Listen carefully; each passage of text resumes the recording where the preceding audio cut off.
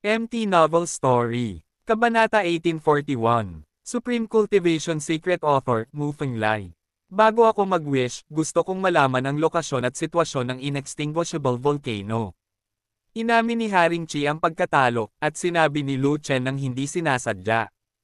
Ang tagal ko nang nakarating sa Central Continent, nakapunta na ako sa Dan Continent, at kilala ko si Kung Er at iba pang senior high-rank ang alchemy saints, at nakilala ko pa si Dan Emperor, pero hindi ko binanggit ang inextinguishable volcano mula sa kanila. Taon-taon may lugar kung saan bumababa ang langit ng apoy, kaya ayos lang kung hindi mo alam ang tungkol sa iba, ngunit ang mga santo ng alchemy na nagnanais ng makalangit na apoy ay hindi alam tungkol dito, ito ay hindi makatwiran. Sa makatuwid, naramdaman ni Lu Chen na hindi madaling patayin ang bulkan, kaya tinanong na lang niya si King Chi. Si King Chi ang pangunahing figure ng matataas na antas ng mga tao sa sangkatauhan. Nagtanim siya ng libu-libong taon sa Central Continent. Imposibleng hindi niya alam ang tungkol sa immortal na bulkan, di ba? Immortal Volcano, isa sa 4 na mabangis na lugar, ano ang hinihiling mong gawin nito? Nang makitang talagang nagtanong si Lu Chen tungkol sa lugar na ito, hindi napigilan ni King Chi na sumimangot. Dahil pupunta ako dyan, sabi ni Lu Chen. Ang Immortal Volcano ay isang bawal na lugar para sa mga mandirigma, sa ibaba ng tunay na hari, magkakaroon ng 10 kamatayan na walang habang buhay. Tumigil sandali si King Chi, at pagkatapos ay nagsabi, kahit ang haring ito ay ayaw pumunta sa makamulto na lugar na iyon. Naghahanap ka ba ng kamatayan? I have something to do, I have to go, I want to inquire about the situation there in advance. Sabi ni Lu Chen. Ang hindi mapapatay na bulkan, ang mga apoy na hayop ay laganap, at may mga hayop na king level na apoy na hayop. Ang mga apoy na hayop sa antas ng Beast King ay mas malakas kaysa sa ordinaryong Beast Kings. Kahit na ang mga tunay na hari ng ating sangkatauhan ay hindi nang ahas na guluhin sila, lalo na ikaw, isang banal na santo. Bukod dito, ang inextinguishable volcano ay puno ng apoy, at ang mga likas na kayamanan ay napakabihirang, kaya hindi karapat-dapat na makipagsapalaran para sa mga mandirigma doon. Walang halaga ang immortal volcano, at hindi ito nararapat sa atensyon ng mga mandirigma. Kadalasan, walang nagbabanggit ng makamulto na lugar na iyon. Sabi ni King Chi, hindi ba pinapansin ni Dan Xiao? Nagtanong si Lu Chen sa ganitong paraan upang malaman ang reaksyon ni King Chi. Pinapansin ni Dan Xiao kung ano ang gagawin doon. Gusto nilang umaban sa Earthfire, at may iba pang lugar. Hindi na kailangang pumunta sa inextinguishable volcano para mamatay. Nang sabihin ito ni Haring Chi, nagpakawala ng hininga si Lu Chen. Ibig sabihin, hindi alam ni King Chi na may skyfire sa unquenchable volcano, at kahit ang mga alchemy saints sa Danzhou ay hindi alam. Kung hindi, sa pagtagas ng nozzle ng hangin ni Kung Er. Sa tulong ni Lu Chen, pinalayas ni Kung Er ang kanyang dating kaaway at umakyat sa posisyon ng Lord of the Peel Temple. Malaki ang pasasalamat niya kay Lu Chen. Minsang nakipagkumpetensya si Kung Er kay Lu Chen para sa Skyfire. Alam niyang kailangan ni Lu Chen ang Skyfire. Kung alam niya na ang unquenchable volcano ay may Skyfire, tiyak na hindi niya ito itatago sa harap ni Lu Chen, at tiyak na sasabihin ito. Napakadelikado ng immortal volcano na kahit na ang hari ng Qi ay hindi nang ahas na pumunta ng basta-basta. Paanong sino man ang malayang makapasok at makalabas sa immortal volcano? Tanong muli ni Lu Chen, na gustong kumpirmahin ang isang bagay. Hari, simpleng tumugon si King Chi ng 2 salita. Nang marinig ni Lu Chen ang 2 salitang ito, gumaan ang pakiramdam niya, at natitiyak niya na ang hindi mapapatay na bulkan ay may apoy sa kalangitan. Kung kahit ang emperador ay maglakas loob na hindi basta-basta pumunta, kung gayon ang impormasyon ni Linhua ay hindi magiging maaasahan, at tiyak na hindi siya pupunta sa unquenchable volcano. Alam ng Diyos, naghukay ba si Emperor Ling ng hukay ng kamatayan na naghihintay sa kanya? Okay. Ngayon ako ay magsasagawa ng isang wish kay King Chi. Napakunot ang sulok ng bibig ni Lu Chen, at isang kakaibang ngiti ang lumitaw sa kanyang mukha. Ikaw, ayaw mong samahan kita sa paglalakbay sa immortal na bulkan, hindi ba? Sa wakas ay nahulaan ng matalinong Haring Chi kung ano ang gusto ni Lu Chen, at agad na nagbago ang kanyang ekspresyon. Sa susunod na sandali, isa pang 10,000 mud horse ang tumakbo sa isip ni King Chi, at tinanong pa rin niya si Lu Chen ng 10,000 beses sa kanyang puso. Damn! Nakakahukay talaga ng butas ang nakatulala na binata na ito, at naghukay siya ng napakalaking butas, para wala na akong matira kahit isang scum.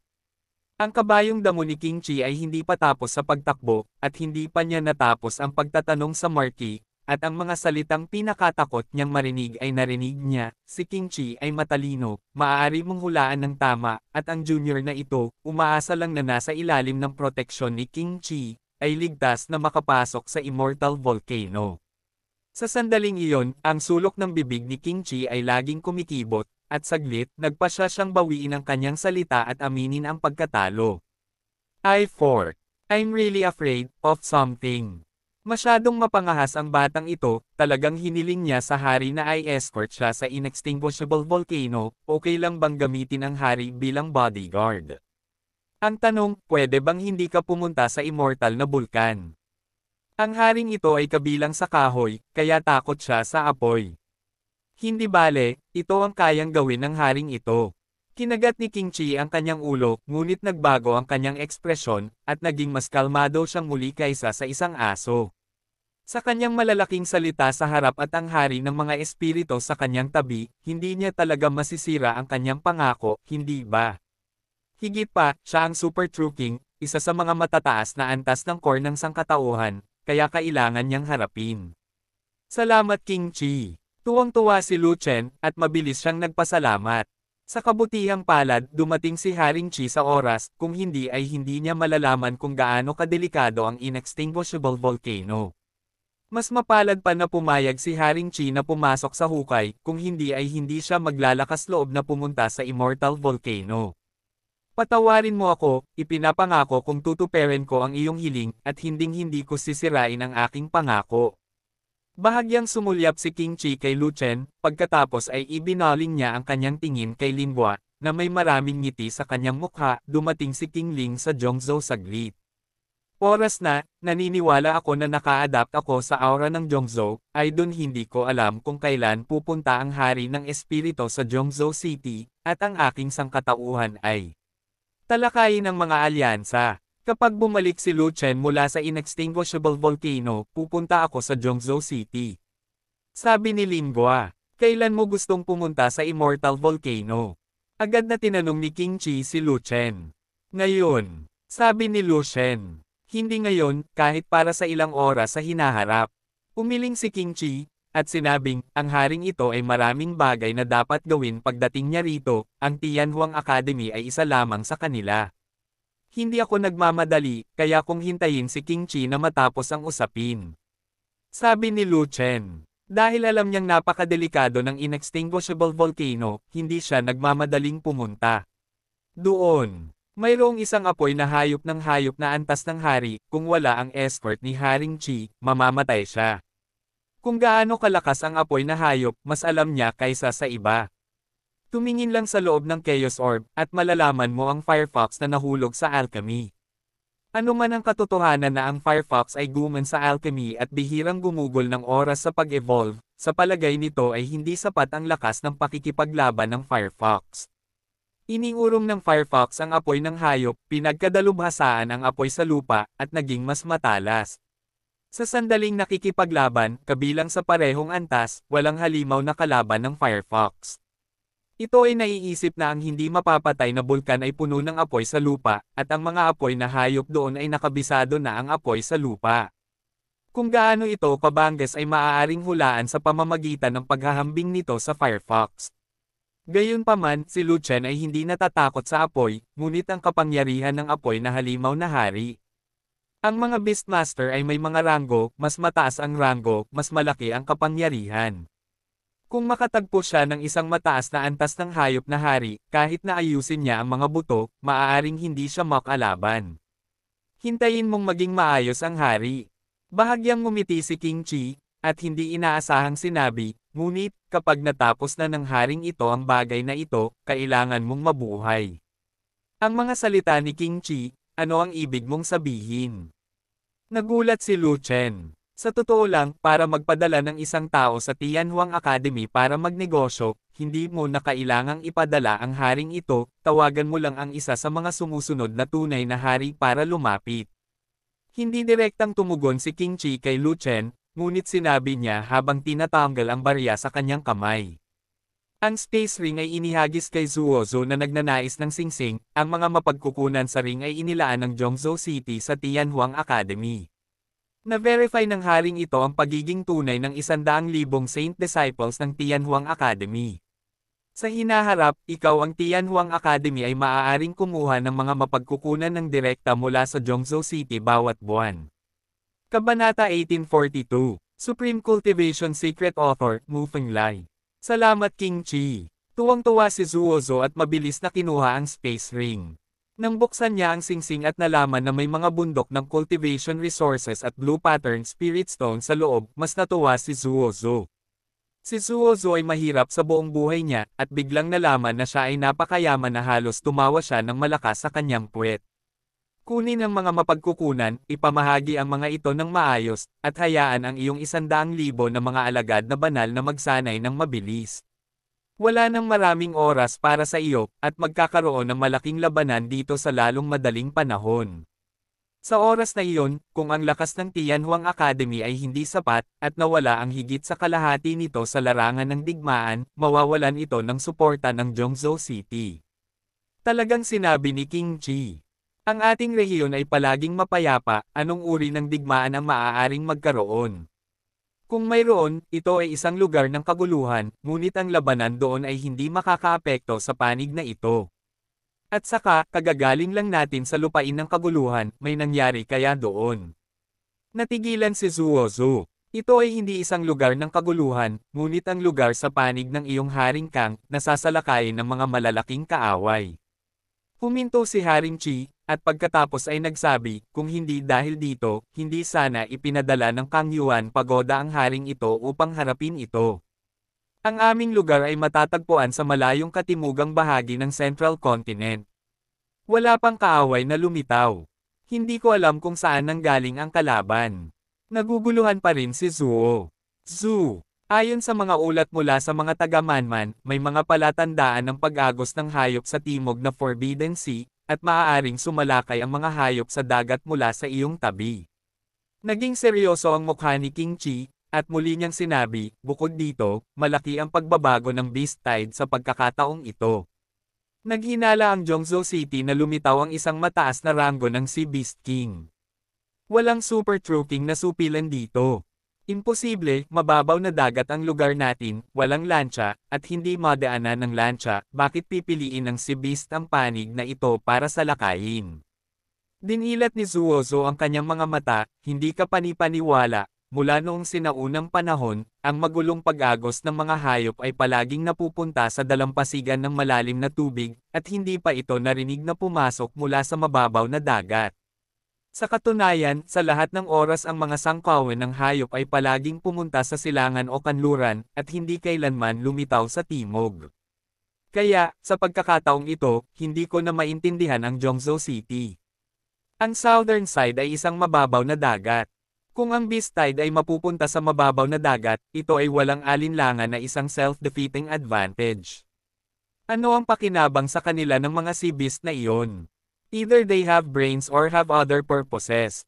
Tumangala si King Chi, puno ng pagkalito ang kanyang mukha, alam ng mga sea beast na dapat silang magdusa ng matinding pagkatalo kapag nakikipaglaban sa ating sangkatauhan sa mababaw na dagat, ngunit o kaya napakapanganib na magpadala ng alon ng mga hayop, ano ang layunin sa kanila?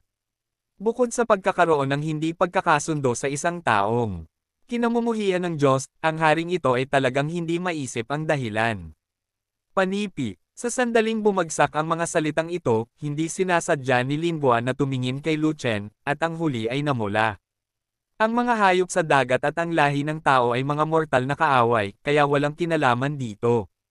Kung sinasabing may mortal na galit ang mga sea beast sa isang tao mula sa lahi ng tao, dapat nasa listahan si Lu Chen. Ang bull-nosed purple smoke beast na iyon ay maraming beses na nagduso mula sa mga kamay ni Lu Chen. Noong huling pagkakataon, pinutol ni Lu Chen ang lahat ng 8 galame at naging isang kalbong hayop. Napatay din niya ang napakaraming mga parang hayop na Panginoon. Ayokong sumuko. Sa pagkakataong ito, lumabag sa pamantayan ang Beast Horde, lumakad sa mababaw na dagat, at dumating sa lugar kung saan matatagpuan si Lu Chen. Napakataas ng posibilidad ng target na si Lu Chen.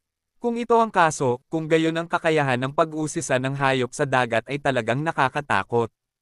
Ang mga hayop sa dagat ay nakatira sa kailaliman ng Forbidden Sea, kung paano malalaman ang lugar kung saan matatagpuan ang Lu Chen ay isang malaking katanungan. Sa lugar ng Kangwang, tinatayang mayroong isang taksil mula sa lahi ng tao. Sa kasalukuyan, may mga beast tides lamang sa Forbidden Sea, at hindi pa sila opisyal na lumipat sa timog. May oras pa ang ating sangkatauhan. Inalis ni Haring Chi ang kanyang tingin at sinabi kay Zuozo, mayroong 100,000 santo sa Tianhuang Academy. Disipulo, ito ay isang mahalagang puwersa laban sa sangkawan ng hayop.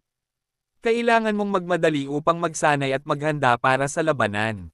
Sa sandaling ang sangkawan ng hayop darating, tatawagan ka ng hari na lumabas ka at lumaban. Tandang padamdam. Sumagot si Zuozo. Tungkol sa iyong negosyo. Tumingin muli si King Chi kay Lu Chen, at sinabing, pagkatapos malutas ang Beast Tide, makakaligtas ka sa labanan. Ang haring ito ay tutuperin ang kanyang pangako at personal na sasamahan ka sa Immortal Volcano. Ang nakababatang henerasyon ay palaging biniyayaan ng malaking kapalaran, hindi kailangang mag-alala si King Chi. Tumawa si Lu Chen. At sinabi iyon. Chi nagpaalam. Tumango si King Chi kay Linhua, pagkatapos ay tumalikod at umalis. Gayunpaman, habang naglalakad, umiling si Haring Chi, at bamulong sa pagkataranta, talagang hindi makatwiran para sa isang basurang walang dantiyan na makapagsanay, maging santo, pumatay ng tunay na hari. Nagyayabang ba si Haring Kang? O si King Yuan? Umihip ng tubig. Pagkaalis ni Haring Chi, mukhang naguguluhan din si Zuozo, at umalis na bumubulong, nakakabaliw talaga ang mga si Beast na iyon, hindi makatwiran. Sa reception hall, tanging sina Lu Chen at Linhua lamang ang naiwan, at hindi napigilan ni Linhua na magsalita. Maaaring dumarating ang Beast Tide para sa iyo, ano ang dapat mong gawin? Bilasan mo mag-practice, gawin mo na lang. Bumantong hininga si Lu Chen, at sinabing, ngunit maaaring ubos na ang oras, gusto kong umatras at magsanay, kaya huwag mo akong abalahin kung wala kang gagawin. Hindi uubra kung hindi ka bumantong hininga. Sa panahong ito, napakarami at magulo, gusto niyang tumambay ng ilang araw, ngunit hindi niya makuha ang gusto niya. Umuurong din ako, hindi kita hahanapin. Pagkatapos magsalita ni Linhua, umalis na rin siya at bumalik sa kanyang tirahan para mag-practice. Agad ding bumalik si Lu Chen sa likod ng bundok, nakahanap ng lugar na may aura na nababagay sa kanya, at inilaan ang kanyang sarili sa paglilinang. Sa pagkakataong ito, hindi siya nakababad sa dugo ng hayop, at nakatutok sa dalawang layunin, kaya natural na hindi ang epekto ng paglilinang. Sa pagmamadali, kinailangan niyang magsanay ng mga ehersisyo upang maalis ang mga tato sa buto sa lalong madaling panahon. Makalipas ang 7 araw, ang aura sa lugar na ito ay nagkataon na naubos, at hindi na kinailangan ni Lu Chen na lumipat ng lugar dahil malaki ang pagsulong niya sa kanyang kultibasyon. Ang tunay na kakanyahan na nakaimbak sa mga buto ay umabot sa limitasyon, hinuhugasan ang lahat ng mga dumi sa ibabaw ng mga buto, at sa wakas ay pumasok sa mga buto, ang bone marrow. Matapos ganap na maalis ang mga dumi sa mga buto, lumitaw ang mga linya sa mga buto na puti ng nyebe, na kumakalat mula sa malaking vertebrae hanggang sa buong katawan. Kapag ang mga buto ng buong katawan ay natatakpan ng hindi mabilang na mga linya, unti-unting lumilitaw ang isang guhit na buto. Flick! Biglang nagkaroon ng malakas na pagsabog sa katawan. Boundary breakthrough. Bumubuo ng buto. Bone saying. Buntong hininga. Sa sandaling iyon, ang hininga ni Lu Chen ay lumakas, ang kanyang kapangyarihan ay unti-unting tumaas, at ang kapangyarihan ng isang santo ay umabot sa ibang antas. Ito ay hindi binibilang, ang bagong supernatural na kapangyarihan na nakakabit sa kapangyarihan ng santo ay tumaas din ng isang antas. Kahit na sabihin na ang ibang mga santo ay may kapangyarihan ng isang santo, ngunit si Lu Chen ay may 2. Kasabay ng pagtaas ng 5 dragon veins, ang lakas ng katawan ni Lu Chen ay kahangahangang malakas. Kung magsisimula na ang laban, ang 5 dragon veins ay ipapatong at ibuboost muli, mas nakakakilabot. 5 Dragons Fighting Body. Ano man ang katotohanan na ang kanyang kaharian ay hindi pa pinagsama, direktang ipinatawag ni Lu Chen ang kanyang panlalaban na katawan upang puwersahang i-activate ang 7th Sword ni Zantian upang subukan ang kapangyarihan nito. Kabanata 1843, Supreme Cultivation Secret Author, Mu Fenglai. Mula sa bundok sa likurang bahagi ng akademya, narinig ang ingay ng mga bundok at ilog na nadudurog at sumasabog, na yumanig sa langit at lupa, at yumanig sa buong bukid. Ang shockwave ng pagsabog ay kumalat, at lahat ng nasa radius na 10,000 milya ay naapektuhan ng shock. Ang Tianhuang Academy ang unang nagpasa ng bigat. May 10,000 sirang bahay at pavilion. Sa looban na hindi nakatiis sa pagkabigla at gumuho. Ang bookstore ng akademya ay ang pinakamalapit sa likod ng bundok at ang pinakanagdusa. Napakatibay ng pagkakagawa ng bookstore, kaya natural na hindi ito babagsak sa gulat, ngunit lahat ng maayos na pagkakaayos ng mga libro sa loob ay hinalungkat, na iniwan ang mga mass graves sa gulo. Si Uncle Lee ay orihinal na nakahiga sa tamba-tamba sa pintuan, ngunit ito ay malamig at nakakagulat na ang upuan ay nabaligtad, at siya ay nahulog sa lupa tulad ng isang berdeng sibuyas. Kung si Uncle Lee ay hindi isang mandirigma, ngunit isang Jade Bone Sage, tiyak na mawawalan siya ng ilang ngipin. Fuck! Natigilan si Uncle Lee, bumangon sa gulat, tumingin sa loob ng bookstore, at nalaman na ang mga libro sa loob ay nagkagulo, at agad na nagreklamo, "Damn, bakit may napakalakas na shockwave sa likod ng bundok? Nasaan sa lupa ang masasamang loob na ng ahas gumawa ng kaguluhan sa likod ng bundok?" Panipi. Sa sandaling ito, lumipad ang figure ni Zuo Zhu mula sa patio, na may seryosong mukha, may hawak na pamaypay sa kanyang kamay, at ang paningin ay bumukas, habang kung may kaharap siyang kaaway. "Din, anong nangyari?" tanong ni Uncle Lee. "Darating ang isang malakas na kalaban, lumaban ka na," sabi ni Zuo Zhu habang lumilipad papunta sa likod ng bundok. Fuck! Ang akademya ay matatagpuan sa isang liblib na lugar, saan maaaring magkaroon ng ganoon kalakas na kalaban. Napatulala na naman si Tio Lee. Nagbago na ang agos ng mga hayop at papalapit na sa timog. Posibleng ang malalakas na hayop sa dagat ay unang dumaong at dumating sa ating akademya. Binaba ni Zuozo ang isang pangungusap, at nawala ang figure. Dumating na ang Beast Tide. Ang halimaw sa dagat ay dumating sa Pampang. Pero, napakalayo ng academy natin sa dalampasigan, may mga sea beast ba na pumupunta sa academy ko para maghanap ng mga libro? Alam ni Uncle Lee ang tungkol sa Beast Tide, ngunit mahirap paniwalaan na ang mga sea beast ay dumating sa akademya, ngunit sinabi na ito ni Zuo Zhu, kaya wala siyang pagpipilian kundi ang gumuhit ng mahabang espada at lumipad diretso sa likod ng bundok. Gayunpaman, nang siya ay lumipad sa himpapawid, si Linghua, Warner, Shangguanjin at iba pa ang nanguna sa panatikong hukbo ay lumipad din doon. Sa likod ng Fanatic Legion, mayroong 100,000 mga santo na disipulo, lahat ay nagmamadali sa likod ng bundok. Masyadong malakas at malakas ang napakalakas na kalabog na iyon, na para bang isang suntok ng malakas na tao ang nagdulot ng pagguho ng lupa at mga bitek sa lupa. Ang lahat ng mga tao na umatras at nagtanim ay nabigla mula sa pagmumuni-muni, at kailangang magmadali upang makita kung ano ang nangyari. Alam ng Diyos, mayroon bang halimaw na sumasalakay? Ang bundok sa likod ng akademya ay isang pangkalahatang termino lamang, ngunit talagang hindi mabilang ang mga taluktok doon. Sa isang taluktok ng bundok, may nakatayong isang lalaki na may hawak na kutsilyo sa kanyang balikat, tiyak na umiinom ng mga table task. Si Zuozo ang unang dumating, tumakbo papunta sa lalaki, at laking gulat niya nang makita ang eksenang nasa harapan niya.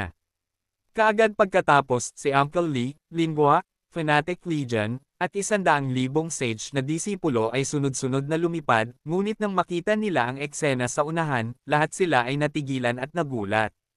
Sa kabilang banda ay may malaking bundok na may radius na 100,000 milya at taas na 10,000 zang. Nahati ito mula sa gitna ng isang tao, nahati sa dalawa, at nahati hanggang sa dulo. Tanging ang tunay na hari lamang ang makakamit ng sobrang lakas. Sa ilalim ng tunay na hari, huwag mo nang isipin ito. Kahit na ito ay isang half-step through king, maaari lamang nitong hatiin ang isang maliit na burol sa pinakamaraming, at Ang bundok ay hindi maaaring lumampas sa isang radius na 10 milya, at ang taas ng bundok ay hindi maaaring lumampas sa 100 talampakan. Nagawa mo. Tumingin si Zuozo kay Lu Chen na may dalang kutsilyo, at nagtanong na may nagtatakang ekspresyon. Oo. Tumugon si Lu Chen habang kumakain ng 9-pattern spiritual chipil. May kaaway ba? Napabuntong hininga si Zuozo at muling nagtanong. Wala, sabi ni Lu Chen. Walang kaaway, so anong ginagawa mo? Natigilan si Zuozo, at sinabi iyon. Magsanay ng kutsilyo. Ngumiti si Lu Chen. Magsanay ka ng espada at magsanay sa ibang lugar. Maaari mong putulin ang isang bundok gamit ang isang espada. Kahit gaano pa karaming mga bundok ang mayroon, hindi nila kakayanin ang iyong pagpuputol ng ganito. Galit na sabi ni Zuozo. Puputulan ko lang ito ng kutsilyo. Hindi ba't tigang na bundok lang? Naaawa ka ba sa bawat lana? Lumingon si Lu Chen para tingnan ang mga tao, at galit na sinabi, hindi mo na kailangan pang magsanay, pumunta kayong lahat para makita kung anong uri ng espada ang ginagawa ko.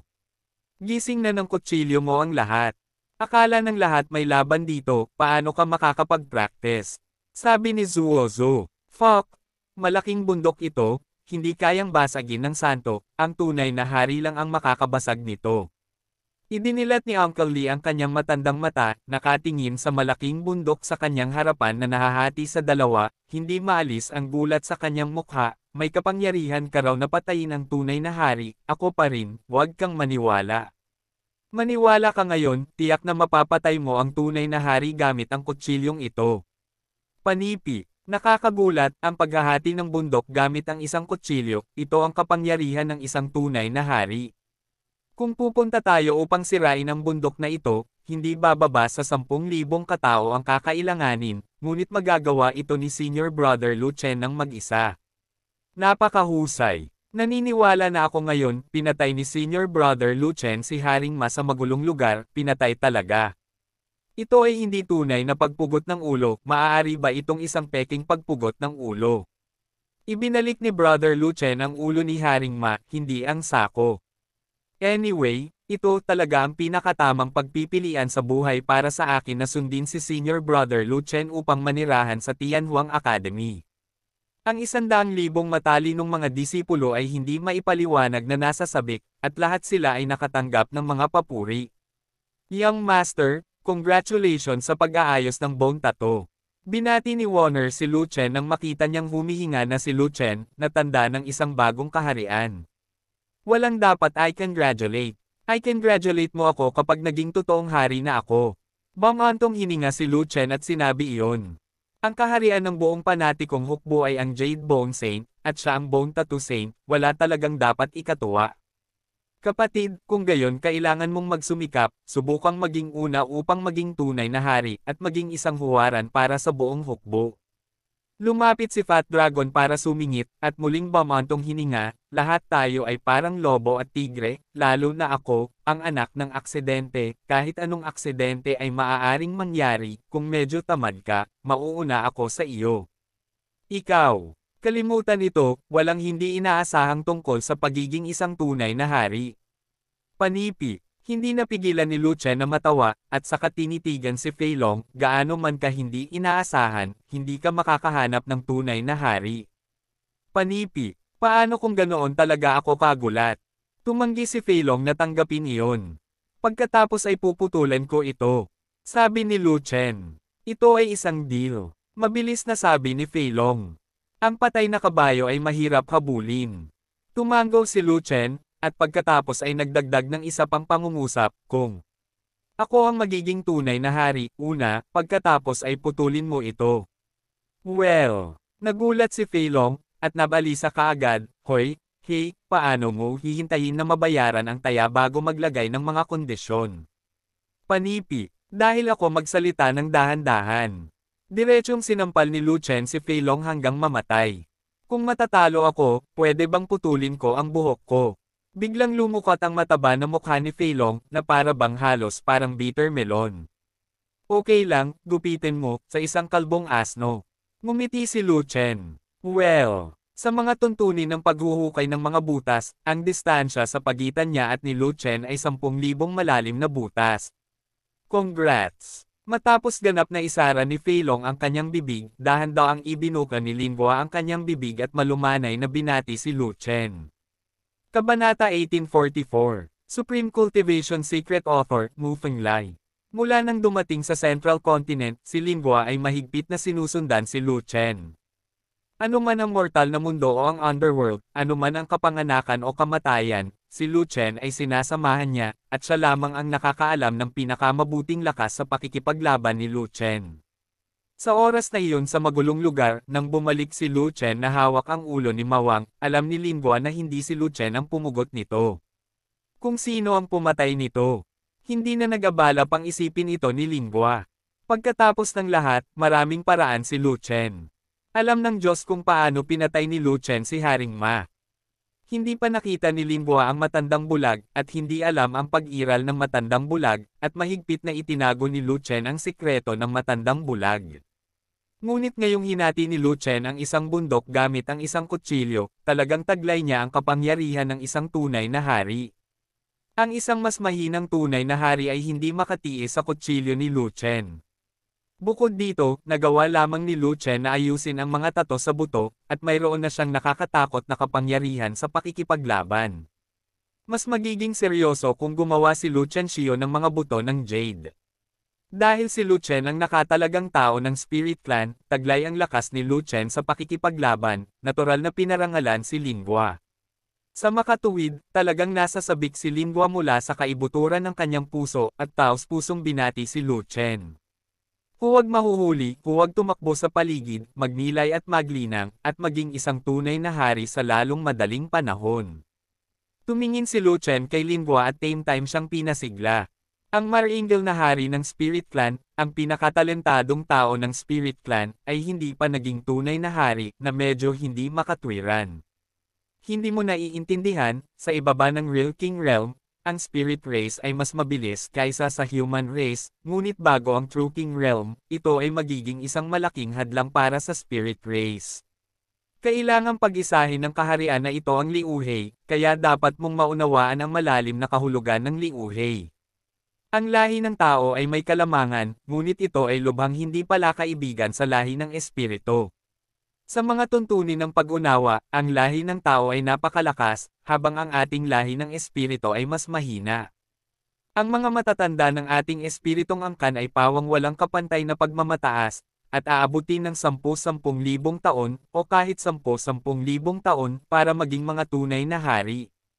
Bahagyang kumunat ang noo ni Lin Hua, at biglang tumingin kay Shang Guanjin, si Jian Sayo ang taong may pinakamalakas na pangunawa, at nakapasok na siya sa half-step True King, at siya ang may pinakamalaking bentahe sa pagiging isang tunay na hari. Kung walang aksidente, siya ang magiging unang tao sa Fnatic Legion na maging isang tunay na hari, mas mabilis kaysa sa amin. Panipi-panipi, gusto ni Shanghai na maging isang tunay na hari. Ito ay natural na isang masayang bagay. Matutulungan niya akong makayanan ang matinding pressure. Huminto si Lu Chen, at sinabing ambisyoso, ngunit ang gusto ko ay hindi lamang isang tunay na hari ng swordsmanship, kundi lahat ng nasa Fnatic Legion na maging isang tunay na hari. Mahigit sa 20 pangunahing miyembro ng Legion, at 3,000 malalapit na mandirigma, at 8,000 mga mamamana ng Spirit Race, at 1,000 manggagamot sa larangan ng digmaan, wala sa kanila ang maiiwan. Pero, mas mahirap kaysa umakyat sa langit. Umiling si Lin Hua, paano magiging mga tunay na hari ang buong hukbo ng 5,000 katao. Kahit na ang mga matatanda ng mga tunay na hari ng lahi ng espiritu ay ilang daang tao lamang. Gaano kadaling maging isang tunay na hari? Sa lugar na ito, mayroong hindi lamang isang tunay na hari, si Haring Kang, ngunit hindi bababa sa daan-daan sa kanila. Siguro hindi na ito magiging mahirap kapag matagumpay akong nakabalik mula sa inextinguishable volcano. Hindi na inilagay ni Lu Chen ang paksang ito kay Lu Chen, ngunit tumalikod na, handang pabalikan ang lahat sa pagsasanay, huwag kang mabigla dito. Sa sandaling ito, nagkaroon ng pagkabigla sa kalawakan, at isang makapangyarihang tunay na hari ang lumitaw sa di kalayuan, palapit ng palapit. Ang lakas ng isang tunay na hari. Sa tuktok ng bundok, ang lahat ay natigilan at mabilis na tumingin sa malayo. Sa isang kisap mata, isang sinag ng kamalayan ang lumipad na parang kidlat at lumitaw sa tuktok ng bundok sa isang parang multo. Si King Kang pala. Ang multo ni Haring Kang ay parang totoong tao, na nakakunot ang kanyang mga kilay, ang kanyang ekspresyon ay seryoso, at siya ay nagsalita ng seryoso. Nakumpirma na ang Beast Tide ay dumadaan sa mababaw na dagat sa timog, at ang target ay ang iyong lugar. Ayon sa bilis ng Beast Tide, mga 7 araw mamaya, lalapag tayo sa Benley Valley. Ang laki ng Beast Tide ay hindi malaki sa oras na ito, at ang Zhongzhou City ay hindi nagpaplano na magpadala ng karagdagang suporta. Ang mabigat na responsibilidad ng paglaban sa Beast Tide ay nahuhulog sa lahat ng puwersa sa lugar na ito. Ipinahayag ng aking hari na ang lahat ng puwersa sa lugar na ito ay magpapakilo sa lahat ng mga banal, at sila ay magtitipon sa Benley Valley sa loob ng 3 araw. Dapat ay walang mga pagkakamali. Matagal nang inihanda si Zuozu, at agad na tumugon, nag-utos ang Tianhuang Academy. Sa sandaling ito ay pumasok sa isang panahon ng digmaan, at si Haring Kang ay natural na nagiging pinakamataas na commander, at ang mga utos ay hindi maaaring suwayan. Zuozu, bakit hindi ka nagulat sa hari na ang iyong akademya ay nag-recruit ng 100,000 santo? Nang matapos ni Haring Kang ang kanyang negosyo, sinilip niya ang buong bundok, at nang makita niya ang 100,000 sage na disipulo, medyo hindi maganda ang kanyang ekspresyon, at sinisi niya si Zuozu kahit na siya ay nagsalita. Yun! I was so excited that I forgot to tell you that I deserve that. Ngayon, ang Tianhuang Academy ay may 100,000 sage disciples, na higit na lampas sa pamantayang itinakda ng Zhongzhou City, at ito ay direktang nasa ilalim ng jurisdiction ng Zhongzhou City, at hindi na ito makontrol ni Haring Kang. Sa hinaharap, ang backstage ng Tianhuang Academy ay Zhongzhou City, si Zuozu ay puno ng kumpiyansa, at hindi siya natatakot sa mga panlilinlang ni King Kang. Ang mga santo ng lahat ng puwersa sa lugar ng haring ito, kasama ang mga santo ng Kang Palace, magdagdag ng hanggang 100,000 lamang. Tinitigan ni Haring Kang si Zuozu, at mahinahong sinabi, ang iyong pamilya ng Tianhuang Academy ay mayroong 100,000 santo.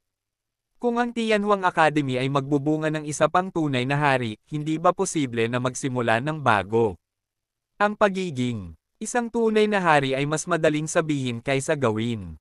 Alam ni Zuozu ang ugali ni Haring Kang, kaya't sinabi niya, kahit na ang isang tao sa akademya ay maging isang tunay na hari, dapat silang magpatuloy sa pagsasanay sa lugar ni King Kang. Ang Zhongzhou City ay hinigpitin ang paglalaan ng teritoryo sa mga bagong tunay na hari.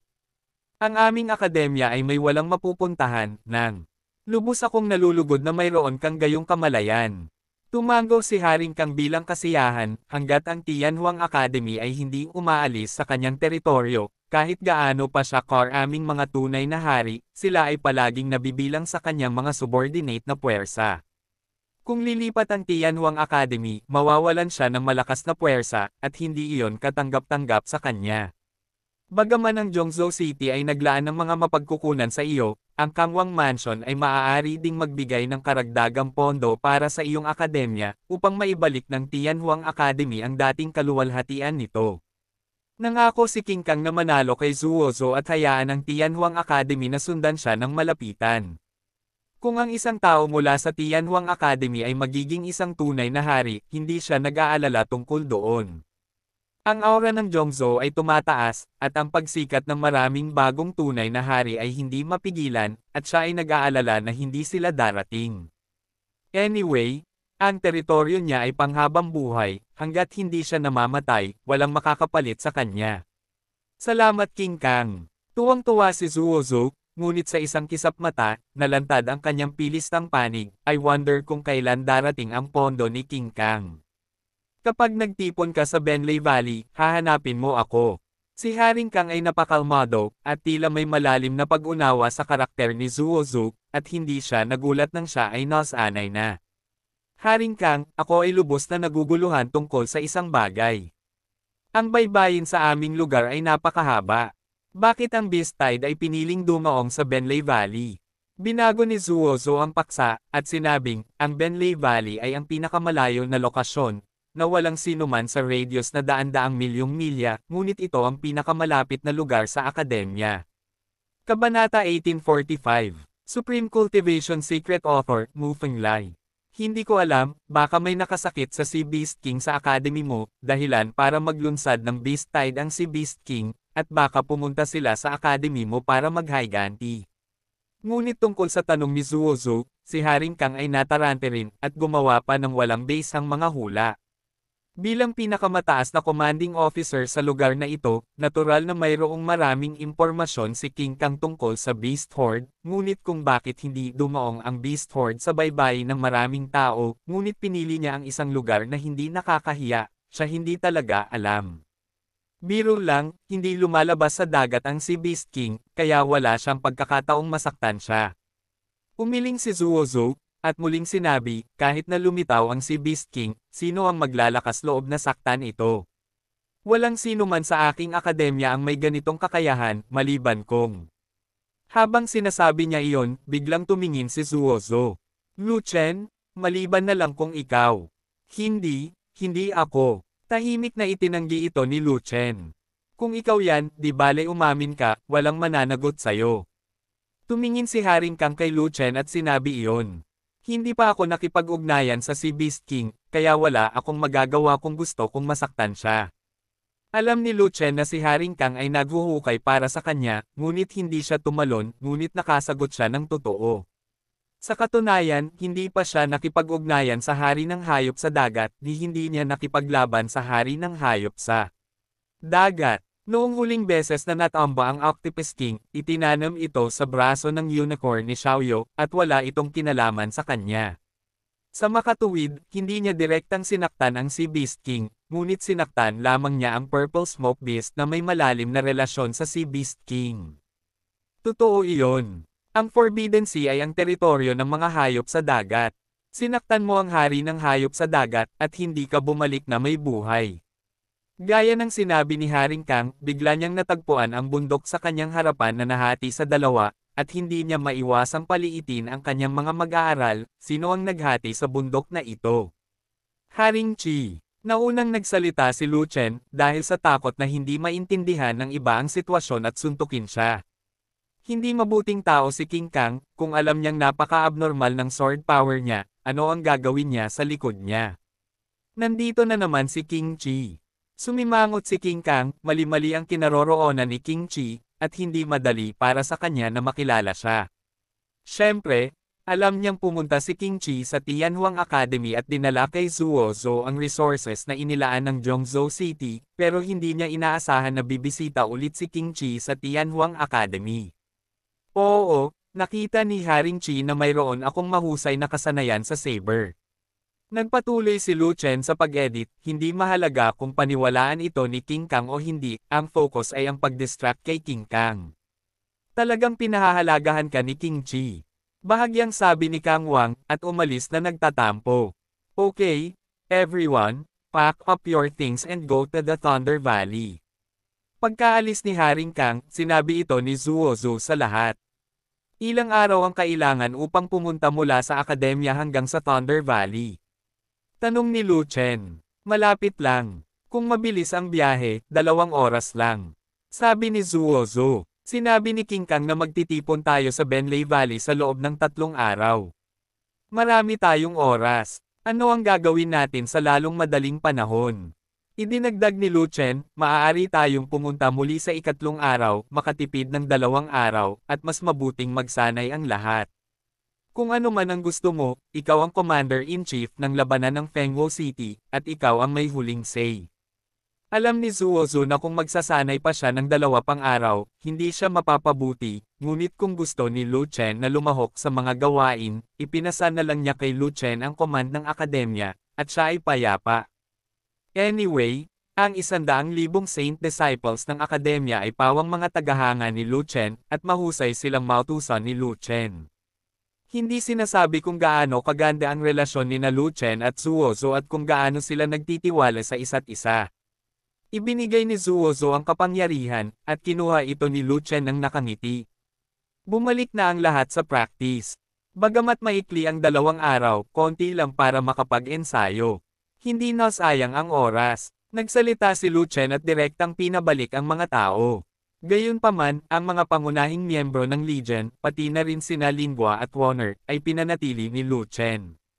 Darating na ang Beast Tide, tiyak na maraming mga Sea Beast, at ito ay magiging isang malaking labanan. Si Haring Kang ay nagpatawag ng mga santo upang lumaban, kaya't ang ranggo ng hukbong halimaw sa dagat ay katumbas ng sa mga santo, at ito ay dapat na ika-11 ranggo. Kung may si Beast King, si King Chi at King Kang na ang bahala dito. Kung hindi natin kailangang labanan ito, hindi tayo makakalaban. Ang kabuuang lakas ng labanan ng ating Zealot Legion ay malakas, at marami tayong pantulong na pagpapala. Hindi dapat maging mahirap na labanan ang hukbo ng hayop sa dagat. Ang tanong ngayon, magaling makipaglaban ang hukbo natin, paano naman ang 100,000 Saint? Disciple sa Academy.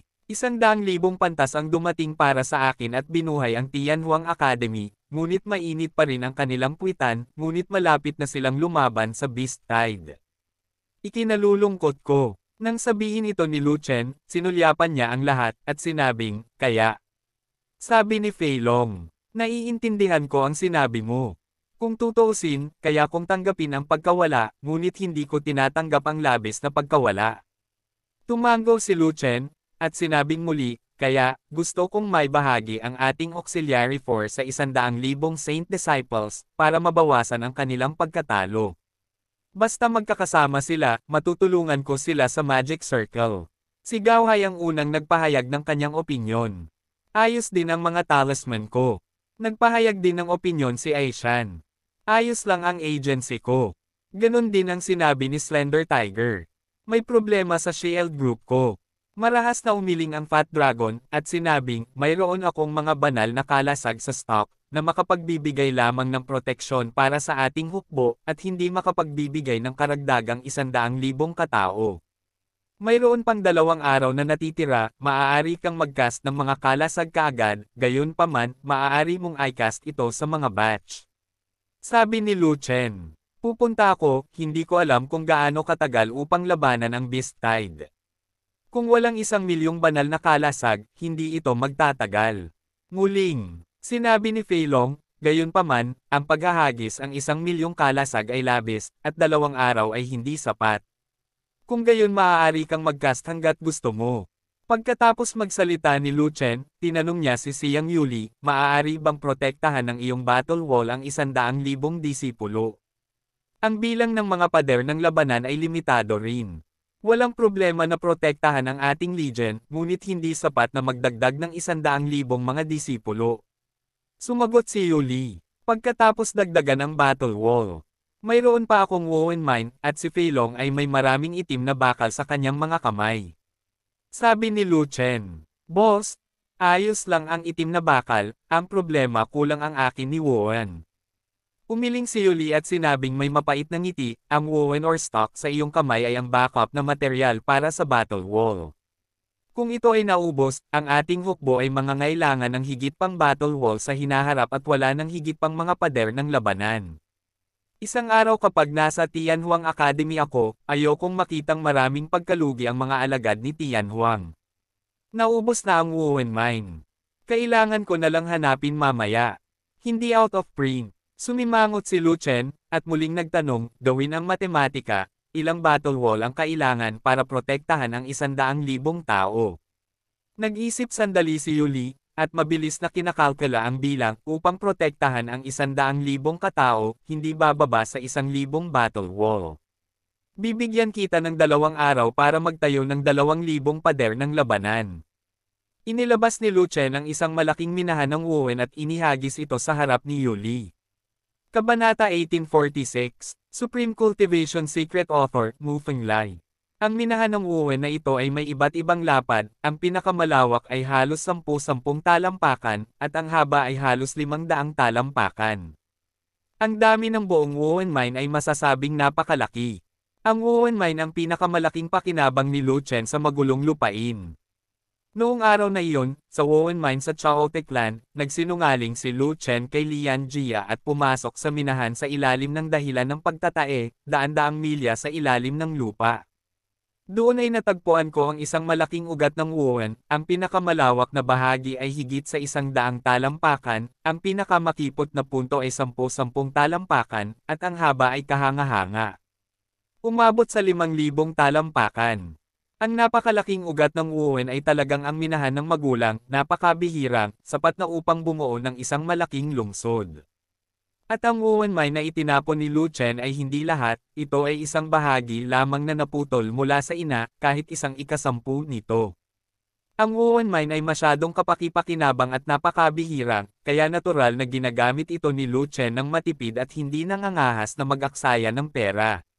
Noong nakaraang pagkakataon, binigyan din ni Lu Chen si Yuli ng isang batch ng Wuhan Mine para magtayo ng battle wall, ngunit ito ay daan-daang milyong kattais lang, mas mababa kaysa sa ibinigay niya ngayon. Gayunpaman, ang bilang ng mga Black Vein Mine ay sapat na upang mabigla ang lahat sa eksena. Bitawan mo ako, itong Wuhan Mine ay napakalaki, kahit bilyon-bilyong kattais.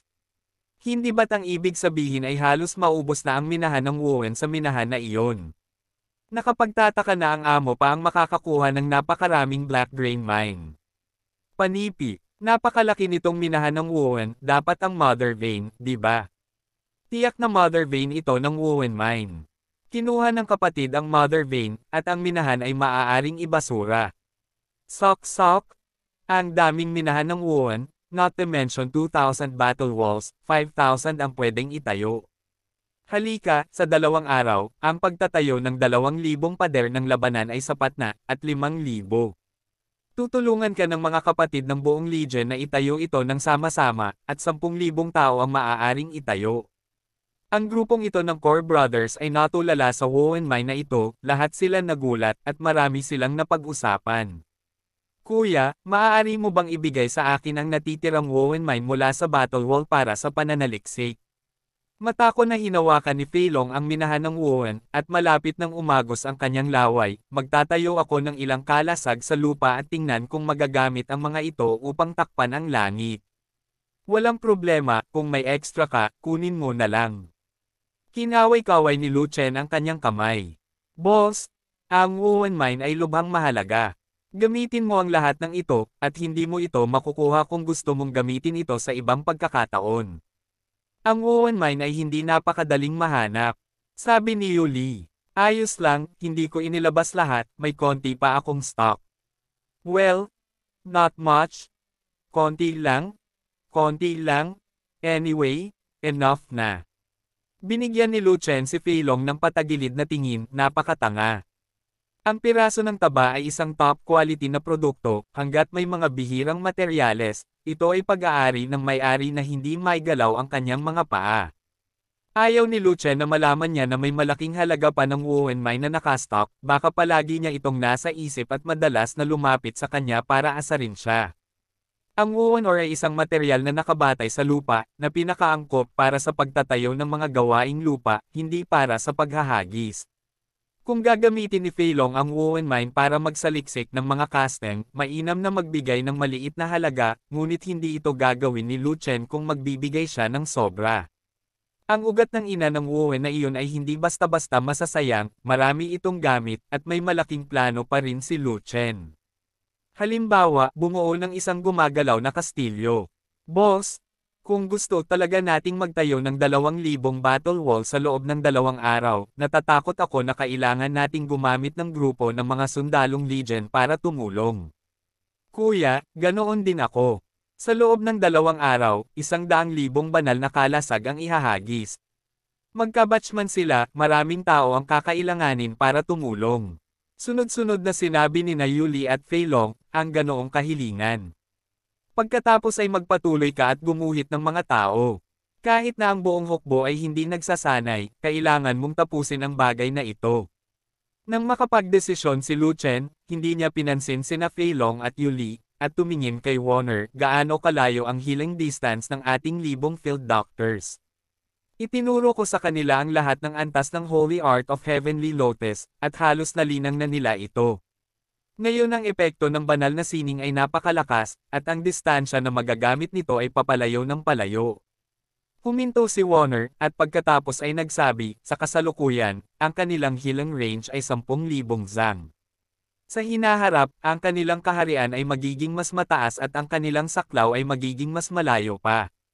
Sa loob ng 10,000 zang, ito ay halos hindi sapat. Sa oras na iyon, hayaan ang 100,000 na mga alagad na banal na lumaban malapit sa ating hukbo upang ang ating mga field doctor ay maasikaso din sila. Sinabi ni Lu Chen kay Warner. Ang suporta ng matatangkad, pandak, matataba at payat na tao, ang battle wall ni Yuli, at ang field doctor, lahat ay pinangalanan mo. Sa sandaling ito, nagsalita si Lingyan, at sinabi kay Lu Chen, ngayon, hindi ba dapat oras na para pangalanan ako bilang 1,000 archers? Tama, gusto kong suportahan ng lahat ng libong mamamana mo ang 100,000 alagad. Tumango si Lu Chen at sinabi. Baliw ka, suportahan mo silang lahat, gusto mo ang legion natin. Protesta ni Lingyan. Masyadong malakas ang ating legion, hindi ba? Naghukay ng butas si Lu Chen. Siyempre, dumating na ang tubig ng mga hayop at karamihan sa mga hayop sa dagat ay pang-11 ranggo lamang. Sa mata ng ating legion, sila ay isang tumpok lamang ng kanya na kumpay, sirain mo sila sa kalooban. Ngumiti si Lu Chen, at direktang ibinaon ang kaluluwang nahulog sa hukay, ang ating hukbo ay karaniwang hindi nasa ilalim ng anumang panggigipit na lumaban sa Beast Horde, at okay lang na huwag umatake mula sa malayo. 1,000 mamamana ang walang ginagawa, at sila ay walang ginagawa, inilipat upang suportahan ang 100,000 disipulo. Hindi ba mas mabuti na gumamit ng mas malaking kapangyarihan sa pakikipaglaban? Ito, ang dahilan. Ang problema ay bagamat may daan-daang libo ang mga disipulo, wala silang battle formation. Para silang maluwag na buhangin at hindi mapoprotektahan ang ating mga mamamana. Na-suffocate si Lingyan, kaya wala siyang choice kundi sabihin iyon. Hindi kailangan ng 1,000 mamamana na pumunta sa 100,000 disipulo. Ang pagpunta roon ay para lang madagdagan ang pressure sa proteksyon sa kanila. Hindi na yata nila magagawa iyon. Muling sinabi ni Lu Chen, ang lahat ng mga mamamana ay dapat manatili sa pormasayo ng labanan ng Legion at protektahan ng Legion. Para sa mga pangmatagalang pag-atake, hanggat ang tunay na Essence Arrow ay nababaril. Sinabi mo kanina, at nag-aalala ang babaeng ito. Ngumisi si Lingyan. Pagkatapos mo ipaglaban sa napakaraming laban sa magulong lupain, tinatayang nauubusan na sila ng tunay na palaso. Naglabas si Lu Chen ng 10 milyong cat ties ng high purity blue pattern spirit stones at ibinigay ang mga ito kay Lingyan, bigyan mo sila ng isang batch ng tunay na essence arrow. Gusto kong makakita ng mga pana na patuloy na umuulan. Huwag hayaang maubos ang mga ito, mga palaso. Marami pa silang mga arrow, at kung gagawa sila ng isa pang batch, malamang na maayos sila sa loob ng ilang taon. Tiningnan ni Lingyan ang batch ng high purity blue-grained spirit stones, at tinanggap ang mga ito ng nakangiti. 1,000 mamamana ang nagtanim ng mga buto ng jade, at hindi magtatagal bago sila makapasok sa hanay ng mga half-step true kings. Tiningnan ni Lu Chen si Lingyan, at nagtanong, mataas na ang kanilang kaharian, kailan sila magiging mga tunay na magsasaka ng palaso. Ang mga mamamana ay iba sa Jansayo, at may malaking pagkakaiba sa kapangyarihan ng labanan sa pagitan ng dalawa. Ang mga mamamana ay kailangang mag-shot ng mga tunay na arrow upang magdulot ng pinsala sa mga mandirigma ng parehong antas. At maaaring paikliin ni Jansayo ang anyo ng enerhiya ng totoong Essence Arrow, na higit na mas malakas kaysa sa tunay na Essence Arrow, at maaari pang pumatay sa kalaban sa mas mataas na antas. Kabanata 1847, Supreme Cultivation Secret Author, Mu Fenglai. Kung mas mataas ang kaharian, mas malakas ang kapangyarihan ng arrow. Ngunit ang pagsisimula sa archery ay walang kinalaman sa kaharian, ito ay may kinalaman sa talento ng archery. Ang libu-libong mamamana ay orihinal na para sa santukan, ngunit pinilit mo silang magsanay ng mga palaso, at sila ay naging mga monghe sa kalagitnaan, paanong napakadaling magsimula sa archery. Ang 1,000 mamamana ay hindi makakalap ng tunay na essence arrow ngayon, at ang kanilang mga talento ay karaniwan lamang, hindi kasing husay ng 10 katulong. Linangin mo ito, o isang araw, naiintindihan nila ang malalim na kahulugan ng mga arrow at biglang i-condense ang tunay na essence arrow, pagkatapos ay papasok sila sa hanay ng mga arrow repairer. Ipinaliwanag ni Ling Yan kay Lu Chen kung bakit ang 1,000 mamamana ay hindi maaaring maging isang mamamana. May paraan ba para pahusayin ng 1,000 mamamana ang kanilang pangunawa sa mga palaso? Tanong ni Lu Chen. Masyado kang mag-isip. Kung may ganoong paraan, hindi ba't puno ng palaso ang lahi kong espiritu? Alam mo na ang lahi ng espiritu ay likas na sensitibo sa mga palaso, ngunit nakakalungkot na medyo mahina ang pag-unawa. Ito ang pagkukulang ng lahi ng espiritu. Ang isang arrow cultivator na tulad ko na sobrang sensitibo sa mga arrow at may sobrang pangunawa, ako lang ang nag-iisa sa buong lahi ng espiritu. Tumawa si Ling Yan, at biglang may naisip, kaya't sinabi niya, gayunpaman, kung makakita ka ng isang henyong kayamanan na maaaring magpapasok sa mga tao sa malalim na kahulugan ng mga palaso, kung gayon malalampasan mo ang iyong sariling pangunawa, at mayroon akong paraan upang makagawa ng 1,000 paro mabilis na nagsimula ang mga mamamana sa pagsasanay sa archery. Ano ang tawag sa henyong kayamanan na ito? Mabilis na tanong ni Lu Chen. Tinatanong mo ako, sino ang tatanungin ko? Pinaikit ni Ling Yan ang kanyang mga mata, at sinabing muli, ideya ko lang ito. Kung may ganoong henyong kayamanan, hindi ko alam. Tik, kung sinabi mo, hindi mo sinabi. May henyo at kayamanan ba sa mundo na kayang tumago sa misteryo? Galit na sabi ni Lu Chen, ngunit biglang naalala na sa dagat ng kanyang alaala, tila may katulad na uri ng henyo. Kaagad, ang kamalayan ni Lu Chen ay pumasok sa dagat at pumasok sa alaala ng alchemy. Ang memorya ng alchemy na minana ni Lu Chen ay kumpleto, na naglalaman ng hindi mabilang na mga diskarte sa alchemy, pati na rin ang kaalaman sa hindi mabilang na mga materyal na panggagamot, mga kayamanan ng henyo, mga bihira at kakaibang hayop, at iba pa. Hindi nagtagal, nalaman ni Lu Chen ang ganoong uri ng likas na kayamanan, na talagang mayroong epekto ng pagtagos sa misteryo. Prutas ng Fujian. Pinapayagan nito ang mga tao na maunawaan ang isang maliit na halaga ng mga misteryo ng Ron, kapaki-pakinabang para sa pag-aayos ng Ron, ngunit walang kahulugan para sa iba. Gayunpaman, ang Fujian fruit ay may ibang gamit, at iyon ang carrier ng rune. At si Lu Chen ay nagmana ng isang maringal na sinaunang rune memory, na tumatagos sa malalim na kahulugan ng lahat ng rune, at siya ay isang advanced rune cultivator mismo. Maaari niyang pagsamasamahin ang isang hanay ng mga chain ng rune ng mundo ng espiritu.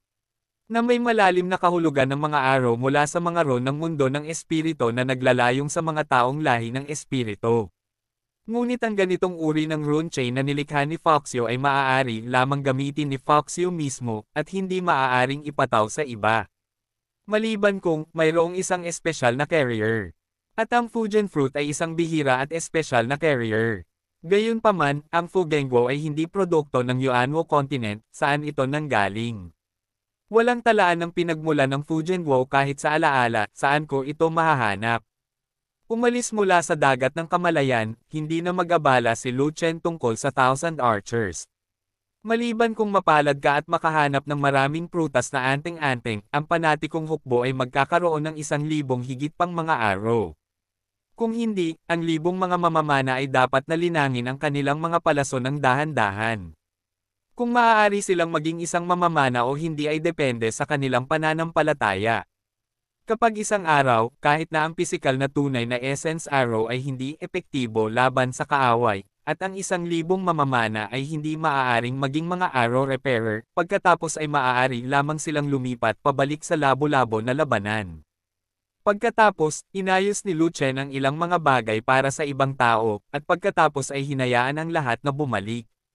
Patuloy na nanatili si Lu Chen sa likod ng bundok, nakahanap ng isang bundok na may angkop na aura, at agad na pumasok sa estado ng paglilinang.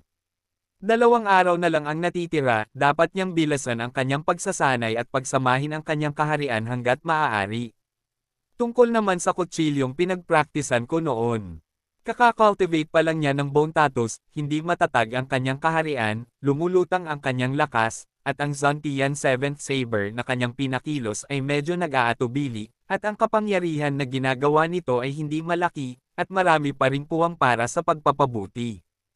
Kapag ang kaharian ay pinagsama-sama at ang lakas ay matatag, sa isang hampas, hindi ito maghahati ng bundok, ngunit sesabog. Sa isang kisap mata, lumipas ang 2 araw. Ang kaharian ni Lu Chen ay hindi pa ganap na pinagsama-sama, ngunit ito ay halos naging matatag. Sa tanghali sa ikatlong araw, nakita ni Lu Chen na halos tapos na ito, kaya tumigil siya sa pagtatrabaho at dumiretso sa looban. Sa malaking plaza ng akademya, lahat ay nagtipon na, naghihintay kay Lu Chen. Hoy, Tio Lee, pupunta ka rin ba?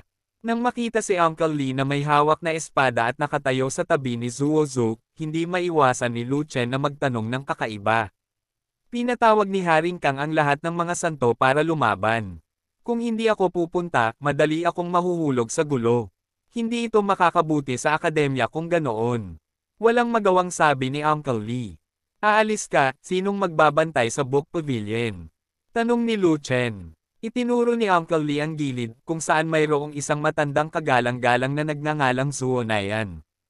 Nang pumunta si Zuo Zhu sa Dongwangyo para mag-recruit ng mga tao, sinundan siya ni Zuo Nayan at sila ni Lu Chen ay matandang magkakilala rin. Si Zuo Nayan ay isang matandang lalaki mula sa Tianhuang Academy. Ang kanyang talento ay hindi masyadong mahusay, siya ay nag-practice ng martial arts sa buong buhay niya, at siya lamang ang nagal-inang ng isang ginintoang katawan. Kuya Zuo, nanginginig ka kapag naglalakad, kaya ba ng Shoshu Pavilion? Si Lu Chen ay nakikipagbiroan kay Zuo Nayan. Ikaw ay gumuho, at ang iyong buong pamilya ay gumuho. Binuksan ni Zuo Nayan ang kanyang maulap na matandang mata, tinitigan si Lu Chen ng masama, at galit na sinabi. Well, let's be serious. Kapag may nagnakaw ng libro sa bookstore, matatalo mo ba? Ngumiti si Lu Chen. Sa ibaba ng parehong antas, lahat ay maaaring talunin ito. Totoong-totoo ang sagot ni Zuo Nayan. Sige, bibigyan kita ng regalo. Pagkatapos mong gamitin, sana magkaroon ka ng pagkakataong makalusot. Naglabas si Lu Chen ng isang maliit na cloth bag na puno ng mga elixir, at pinalamanan ito kay Zuo Nayan. At least, maaari mong talunin ang sinumang mababa sa isang sage. Binuksan ni Zuo Nayan ang cloth bag at nakitang puno ito ng Jiwen Venerable Pills, daan-daang mga ito, at nagulat siya sa mismong lugar. Dahil, mayroon lang siyang ilang 5 pattern na Venerable Pills sa isang buwan. Sobra.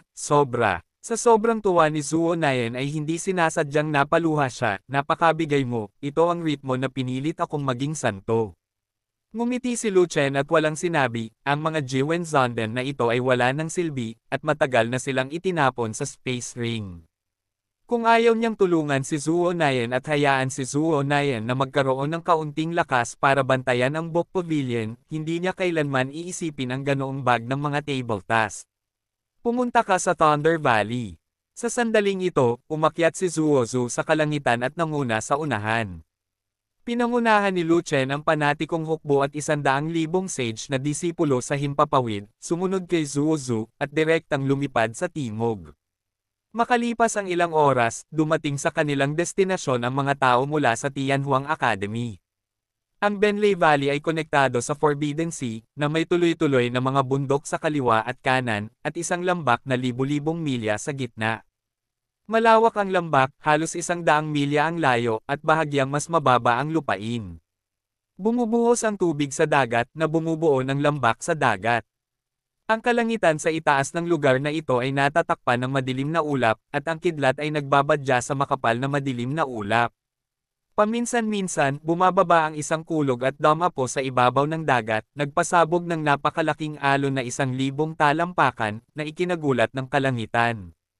Kabanata 1848, Supreme Cultivation Secret Author, Mu Fenglai.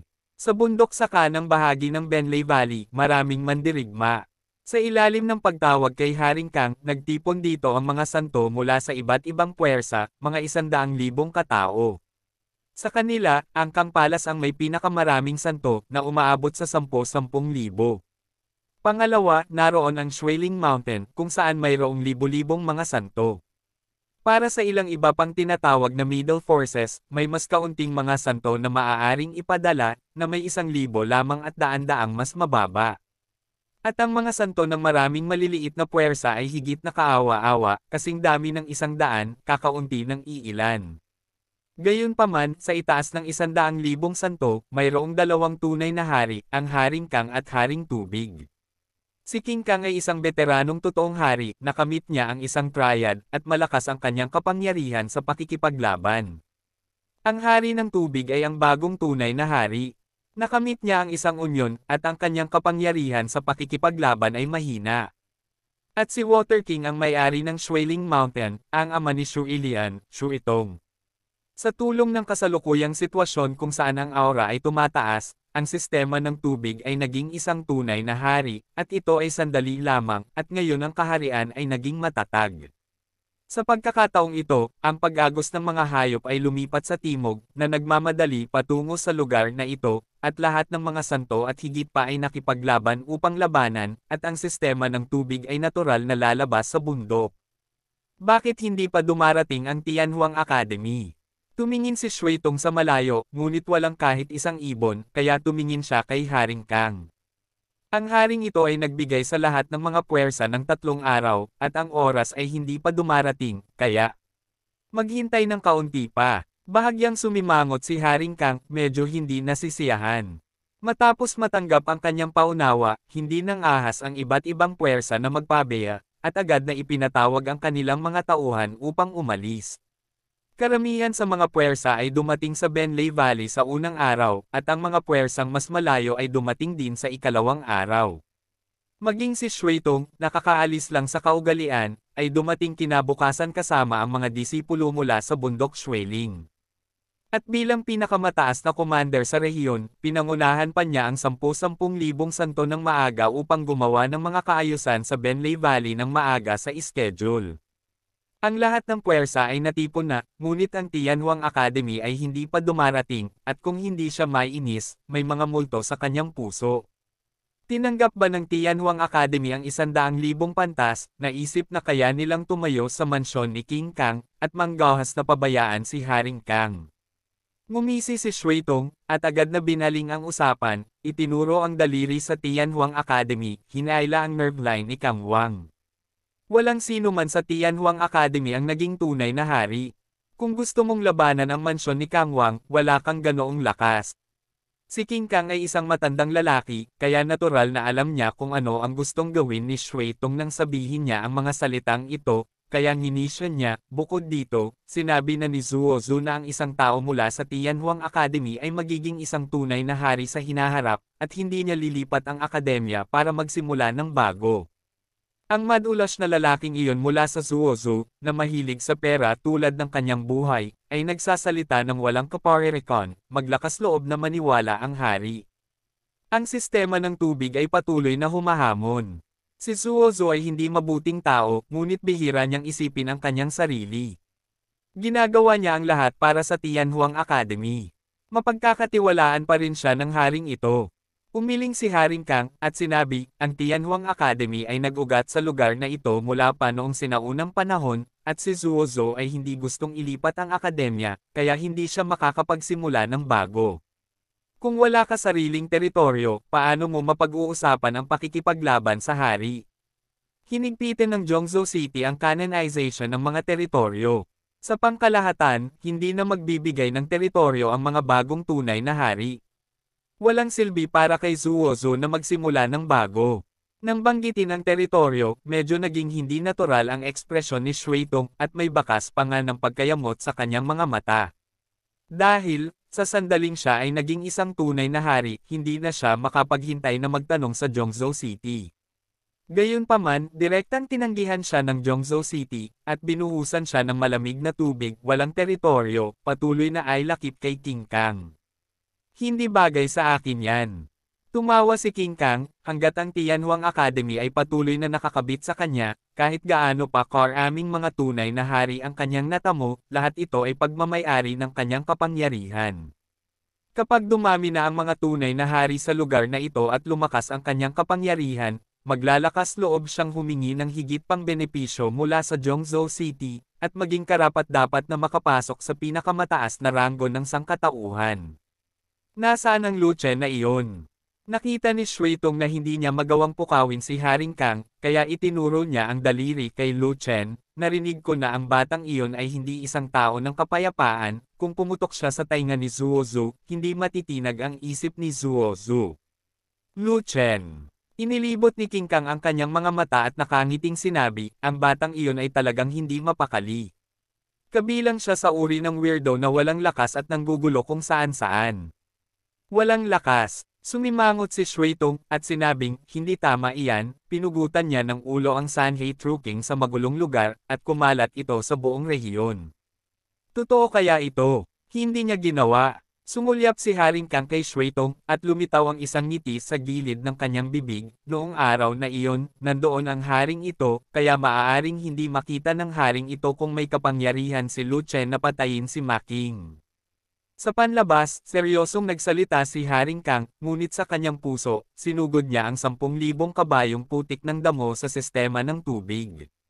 Gusto talaga siyang paglaruan ng balde ni Shu Itong, malambing pa. Mayroon pa siyang ilang bagay na dapat harapin, lalo na ang planong makipag-ugnayan kay King Ling ay hindi pa naipapatupad, kaya hindi maginhawang harapin si Lu Chen. At saka, hindi simple si Lu Chen, siguro may kapangyarihan talaga siyang patayin ang tunay na hari. Kaya naman, ayaw niyang makipagsapalaran na hawakan si Lu Chen kung hindi kinakailangan. Gayunpaman, iba ang sistema ng tubig. Narinig na niya ang balita na ang anak ni Shuitong na si Shui Lian ay may sama ng loob kay Lu Chen. Si Shui Lian ay orihinal na pumasok sa Fengwo City kasunod ng call-up order, ngunit sa ilang kadahilanan, siya ay nagmamadaling umalis sa Fengwo City, na parang tumatakas para sa kanyang buhay. Kung paano umalis si Shui Lian sa Fengwo City, hindi niya alam. Gayunpaman, si Shuitong ay naging tunay na hari noong panahong iyon, gusto niyang iligtas si Shuitong ng ilang mukha, kung hindi ay mapaparusahan siya ng matinding kasama ni Shui Lian. Dahil si Shuitong ay ignorante sa mga kasalukuyang pangyayari at gusto siyang hikayatin na makipagtulungan kay Lu Chen, kung gayon hindi siya magalang. Niloko lang niya si Shuitong na mamili kasama si Lu Chen, at pagkatapos ay umani ng tubo ng mangingisda. Hindi mo ba sinabi na bumalik si Lu Chen na may ulo ng Sanhei True King? Medyo nagulat si Shuitong nang marinig niya ang mga salita ni Haring Kang. Walang nakakita sa sariling mga mata ni Lu Chen na pinugutan ng ulo si Ma Wang. Bumalik lang siya na nakataas ang ulo, kaya dapat pinugutan niya ito ng ulo. Umiling si Haring Kang, at muling nagsabi, kung isang araw, ang haring ito ay pumulot ng isang walang kamatayang ulo at bumalik, naniniwala ka ba na ang haring ito ay may kapangyarihan din na pumatay ng mga walang kamatayan? Ito. Natigilan si Shuitong nang marinig ang mga salita ni Kang Wang, naisip niyang may katuturan ito. Sa araw na iyon, dapat may iba pang tunay na hari sa magulong lupain, ngunit hindi natin alam.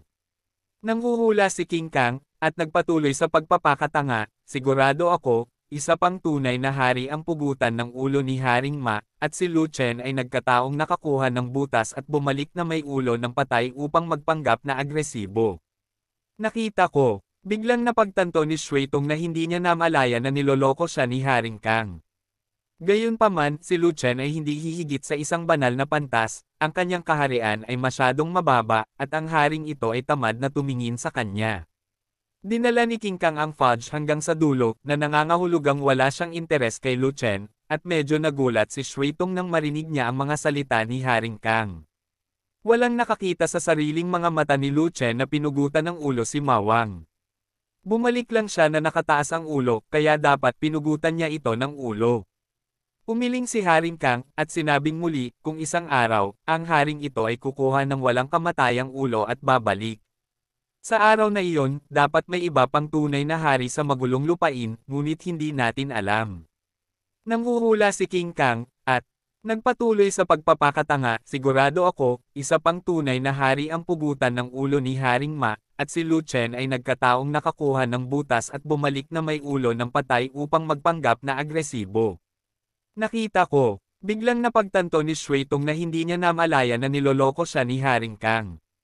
Gayunpaman, si Lu Chen ay hindi hihigit sa isang banal na pantas, ang kanyang kaharian ay masyadong mababa, at ang haring ito ay tamad na tumingin sa kanya. Dinala ni King Kang ang fudge hanggang sa dulo, na nangangahulugang wala siyang interes kay Lu Chen, at kung ikaw, Shuitong, ay interesado, magagawa mo ito sa iyong sarili.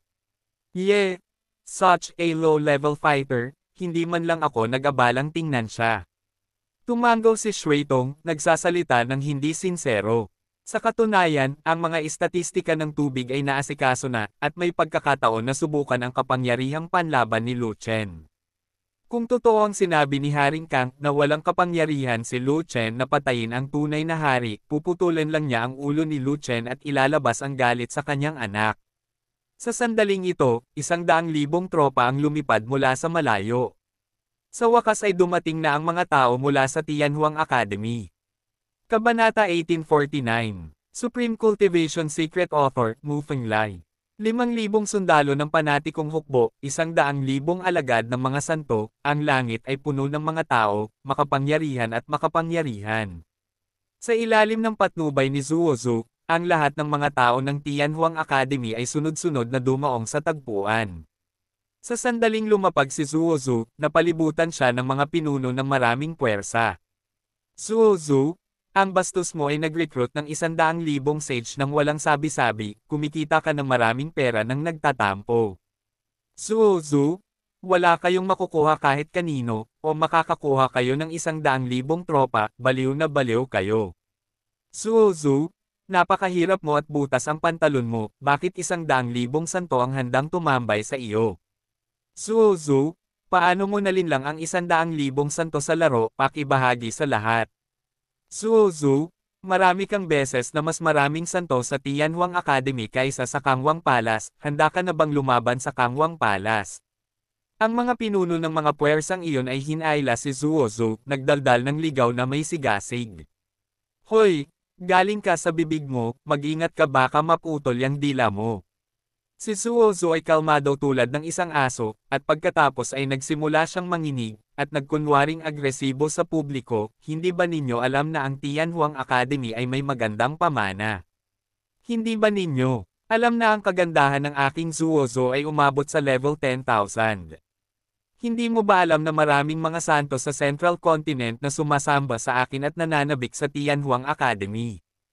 Hindi mo alam. Naglaro si Zuozu at pinalaki ang lahat ng uri ng pandaraya doon, na ginawa ang mga ulo ng mga puwersang iyon ay nagulat, ngunit nakakaakit din ng maraming atensyon. Gayunpaman, kahit gaano kahirap gumanap si Zuozu, hindi siya ang pinakakapansin-pansing tao sa audience. Dahil, mayroon ng isa na ang pinakamagandang lalaki sa audience, at ito ay walang iba kundi si Lu Chen. Senior Kuya Lu Chen, minsan akong sumabay sa iyo sa Venerable Contest, naaalala mo ba ako? Senior Brother Lu Chen, nagkita kami sa Muto, pumatay ng mga tao, at tumakbo sa kabilang kalsada. Bagamat maraming tao doon, 100,000 tao lang iyon. Dapat may impression ka sa akin, di ba? Senior Brother Lu Chen, magkatabi tayong lumaban sa Fengwo City, tinataboy ang hindi mabilang na pag-atake ng kaaway. Sa oras na iyon, nasa pader ako na hindi kalayuan sa iyo, at 100 milya lang ang layo nito. Dapat kilalanin mo ako, Senior Brother Lu Chen, nasa Fengwo City din ako, at nakipag-away din ako sa iyo. Sinabi ko rin na magkakaroon ako ng unggoy sa iyo. Kailan mo ito igagalang? Sa sandaling iyon, hindi mabilang na kabataang lalaki at babaeng mandirigma ang nagbunyi kay Lu Chen. Hi, everyone! Hello everyone! We meet again. Si Lu Chen ay may isang malakas na ngiti, malakas na iwinagayway ang kanyang mga kamay, at pinisil ng husto sa karamihan, huminga ng halimuyak, ang kanyang bibig ay parang pulot, at ang kanyang pang-itaas na sombrero ay itinapon sa paligid, darating ang kayag ng mga hayop, ang mga maliliit ay susunod sa malaki, magkapatid na lumaban. Kayong mga malalaking kapatid, pakiusap, alagaan mo ako, protektahan ako, at suportahan ako. Panipi, tingnan mo, ang mga tao ay kasing humble ng kanilang kakayahan, kaya naman kayang gumawa ng malalaking bagay si Senior Brother Lu Chen, ngunit kaya natin, gumawa lang ng maliliit na bagay. Kaya, ang nakatatandang kapatid na si Lu Chen ay may kapangyarihang patayin ang tunay na hari, ngunit kami ay hindi. Senior Kuya Lu Chen, ikaw ang big boss, kami ay maliliit lang. Ang kahinhinan ni Kuya Lu Chen, lalo siyang nagmumukhang big boss, mas idol ko siya. Mula ngayon, sasambahin ko na lang si Senior Brother Lu Chen. Darating na ang mga hayop, handa akong ipaglaban si Senior Brother Lu Chen. Gusto kong harangan ang espada para kay Senior Brother Lu Chen. Handa akong mamatay para kay Kuya Lu Chen. Ang aking pamilya ay handang magpainit ng kama para sa gwapong lalaki. Fuck! Sinong asong babae ang naghahanap ng kamatayan, maglakas loob na lapastanganan si senior brother Lu Chen. Hindi ito asong babae, ito ay isang bakla. Hulihin mo, Yunek. Panipi tuldok panipi. Ang kahinhinan ni Lu Chen ay naging sanhi ng pagkabaliw ng mga tao, higit na hinahangad, at mas magulo. Pagkatapos ng isang patpat ng insenso, si Lu Chen sa wakas ay pumutak mula sa panatikong pulutong at dumating sa lugar kung saan nagtitipon ang libu-libong mga santo, sa Kang Palace. Hi! Long time no see. Pawis na pawis si Lu Chen, ngunit nanatiling nakangiti, at naglakad patungo sa isa sa 10,000 mga santo sa Kang Palace. Ang kaharian ng taong iyon ay karaniwan, isang santo na may mga tato sa buto, na kabilang sa pagkakaroon ng kanya na kumpi sa hukbo ng mga santo. Ngunit ang taong iyon ay isang matandang kakilala ni Lu Chen, na nagmula rin sa Eastern Desolation Territory. Siya ay dating kabataang ninuno ng Martyr Sect, at kilala rin bilang #1 martial arts genius sa Eastern Desolation Territory. Noong siya ay nasa Eastern Desolate Territory, ang taong ito ay ang kagalang-galang na Qing Tian, ilang mga kaharian na mas mataas kaysa kay Lu Chen, at siya ay medyo galit kay Lu Chen. Gayunpaman, ang taong ito ay natalo ni Lu Chen sa Central Continent Selection Competition. Hindi pa ito natatapos, matapos makarating sa Central Continent, sa ilalim ng masiglang paglilinang ni Haring Kang, ang taong ito ay naging santo. Nakakalungkot na ang taong ito ay natalo muli ni Lu Chen sa Saint Contest na ginanap ng Kang Palace, at siya ay tahimik mula noon. Tama, siya si Ning Feng. Lu Chen? Sikat ka na, bakit mo ako hinahanap? Mapuro lang mukha ni Ning Feng, at galit na sinabi niya, kapareho mo na ako ngayon, at may kapangyarihan ka pa ring patayin ang tunay na hari. Hindi mo kailangang makipagkompetensya sa akin. Hindi kita lalabanan, kung mamatay ako. Dapat kang mamatay sa lalong madaling panahon. Kunin mo ang puso mo. Mula nang matalo siya kay Lu Chen sa kompetisyon para sa potensyal na parangal sa Saint Contest na ginanap sa Kang Palace, hindi na siya gaanong pinahahalagahan ng Kang King mula noon, at hindi na niya siya binigyan ng mahusay na paglilinang. Sa kabutihang palad, siya ay may talento at nagsumikap sa paglinang. Nagkataon lang na tumaas ng husto ang kanyang aura kamakailan, kaya naayos niya ang bone tattoo. Ngunit sa sandaling ito, nang marinig niya na ang kanyang matandang karibal na si Lu Chen ay namimili na ng may hawak na ulo ng tunay na hari, hindi na malakas ang kanyang ambisyon. Nang makita ko si Lu Chen ngayon, nalaman kong inayos na ni Lu Chen ang kanyang mga buto, at ang kanyang kaharian ay kapantay niya, hindi pa banggitin ang kanyang kapangyarihan sa pakikipaglaban. Siguradong matatalo siya ng 100 o higit pa. Sa sandaling iyon, ang kanyang isip ay kasing tahimik ng tubig sa isang iglap, wala siyang pagnanasa at pagnanasa sa isang iglap, at naglakad siya patungo sa sistemang Budista sa isang iglap.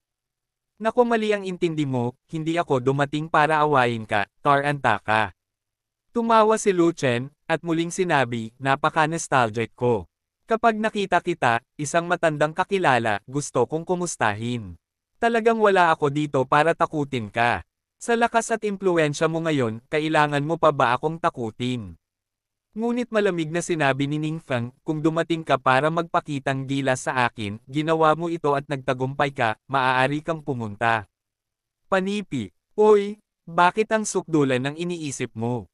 Ako naman, masaya akong dumating para kumustahin ka, ngunit naisip mo ito bilang pagpapakitang gilas. Napaka-fresh at refined ng brain circuit mo. Kahit na pumunta ako dito para magpakitang gilas, dapat masaya ka para sa akin, di ba? Panipi, tutal sabay-sabay tayong lumabas ng Eastern Wasteland. Kahit sinong lumakas, yung isa, pararangalan din di ba? Pero nakakadismaya yung performance mo.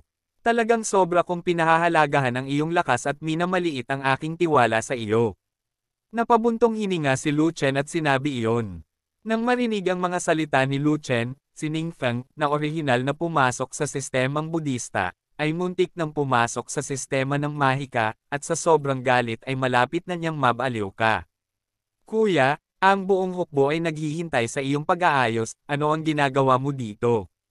Sa sandaling ito, lumapit si Fei Long, at nang makita niya si Ning Feng, ang kanyang mga mata ay nagningning, Yuhu, hindi ba ito si Ning Feng, ang numero 1 henyo sa martial arts sa ating Eastern Wasteland? Kabanata 1850, Supreme Cultivation Secret Author, Mu Fenglai. Matabang bata. Tiningnan ni Ning Feng si Fei Long, naging napakapangit ng kanyang mukha. Wala siyang kinalaman kay Fei Long, ngunit alam niya na si Fei Long ay isang shield cultivator sa ilalim ni Lu Chen, at nakita pa niya si Fei Long na lumaban sa Venerable Contest. Malinaw niyang naalala na sa oras na iyon si Hao Fei Long ay ang kagalang-galang na Qing Tian, at talagang pinatalsik niya si He Shen ng kagalang-galang na Golden Body, na mangha ang mga manunood at nag-iwan ng malalim na impresyon sa kanya. Ngayon, narito ang problema, sa simula siya ay 2 kaharian na mas mataas kaysa kay Fei Long, at pagkatapos din ng ganoong yugto ng panahon na siya ay na-promote mula sa isang pantas ng lakas tungo sa isang pantas ng mga tato sa buto. Ngunit nagsimula si Fei Long mula kay Venerable Qing Tian, nilinang ang kanyang ginintoang katawan, ang kanyang pagkatao, ang kanyang mga tato na buto, ang kanyang jade bones. Ngayon, si Fei Long ay naging isang half-step true king, at ang kanyang bilis ng promosyon ay masasabing kasing bilis ng paglipad, 2 kaharian na mas mataas sa kanya, anong multo? Dahil sa psikolohikal na agwat na ito, hindi siya komportable. Alam mo, ang kanyang talento ay medyo mataas, at ang kanyang bilis ng paglilinang ay mas mabilis kaysa sa mga ordinaryong tao. Ano ang Fat Dragon? Chubby? Sa isang sulyap ay masasabi na ang kanyang talento, at tiyak na hindi siya kasing galing niya.